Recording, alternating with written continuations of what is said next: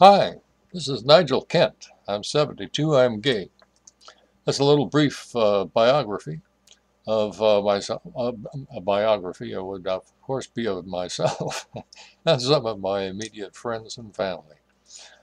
I grew up in the 1940s during World War II. What a time. And I was pretty much gay from the start. Although, while in my high school years, I did dabble with not being gay, and that simply didn't work out too well. So I went back to the home to my home team, and been happily there ever since. Uh, One of the processes that I had to go through was the military, and that was required in those days of everyone, whether you wanted to or not. It was either military or jail, I guess, and I chose Air Force Reserve. I spent my 8 years in there, and I was never made it to active duty. I was never required to come up for active duty, and I didn't argue either. So it was a process that concluded, and I was discharged as an openly gay enlisted man. My my station at that time was in California, Southern California, and the group uh, uh, was aware of my being gay, and we had people who were uh, I had a few people who were very hostile towards me, and as a matter of fact, and one of the guys said we were going to get you when we were on summer camp. Well, he didn't get me, and I had the good sense to make sure that they didn't have a chance. Although I'm pretty sure they tried, but it just didn't work out for them. They just delighted in the fact that they got one guy into the Navy brig, and that for them was a great accomplishment. Well, that mentality, you can imagine what my feelings about it were. And but that mentality was pursued by my own relatives. I had a couple of cousins who were military narcs, and I'm sad to say they weren't killed in the war. They survived it. Uh, well, that's I guess narcs just live on, don't they? It's like J. Edgar Hoover. He lived and lived until he finally died and left the world a much better place when he was dead. Well, and the process of getting through the military was concluded. I got my happy discharge, and really, it didn't make a whole hell of a lot of difference to the U.S. Air Force whether I was there or not. They listened to me a couple times, excuse me, and I did contribute a little bit. I was a very smart, intelligent young man, and they did take advantage of a few things, but on a general, not so much. I got into the entertainment industry, technical side. Uh, by necessity, we needed to build computers at Warner Brothers, and I was the guy. And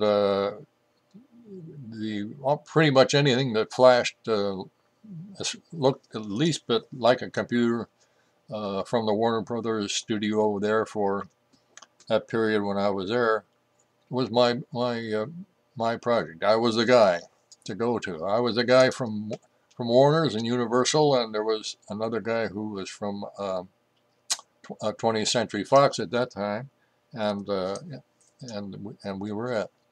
So he was the one that did Lost in Space, that sort of thing. That was his stuff. My big show was a show called Probe.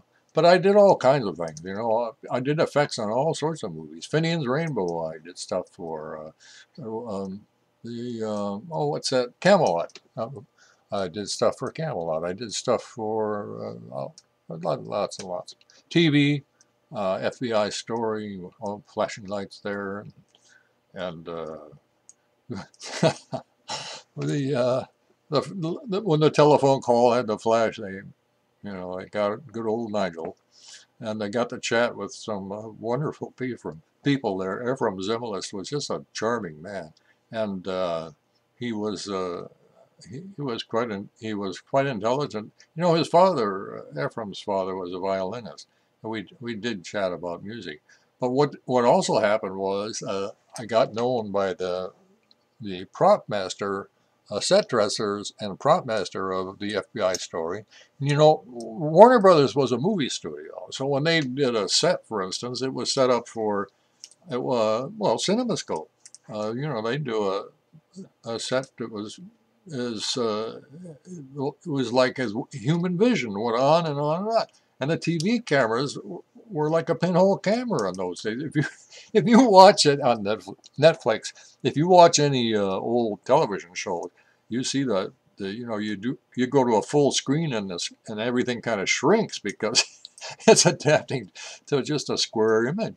So anyhow, the set designers and the set decorators and the prop men, their job was cut in half because they didn't have to do a street; they just did a doorway. So the I got into a conversation with them. You know, I said, "Well, listen, you guys, you might as well make it, you know, interesting if you're going to just have that. If you're sure you're just going to stay with that, well, let's make it, you know."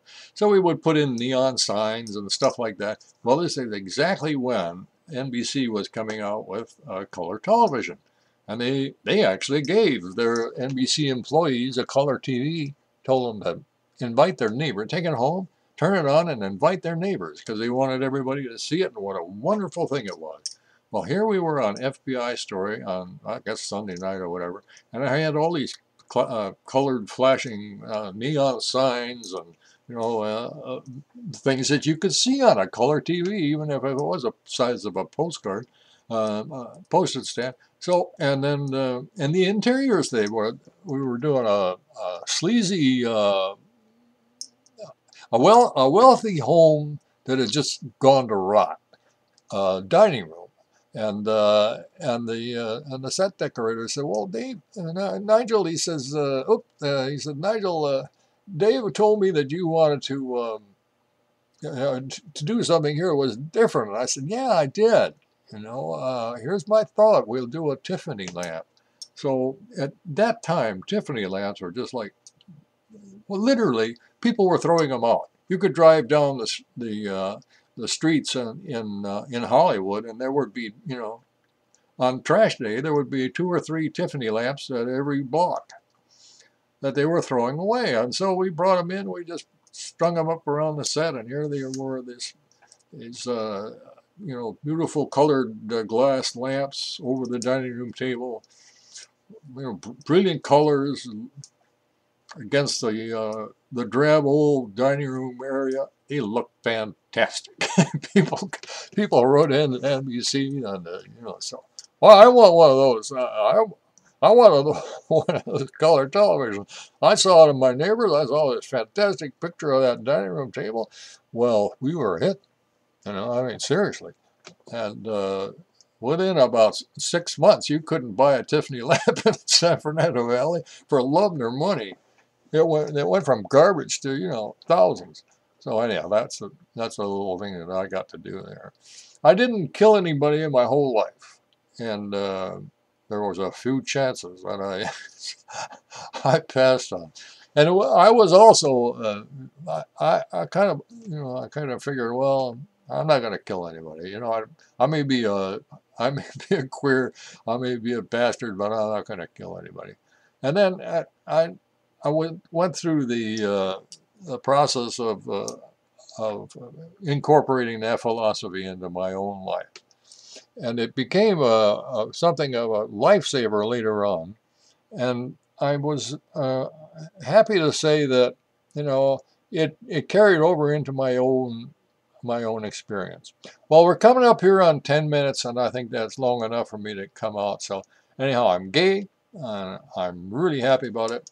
And if you like this video, you're going to love the next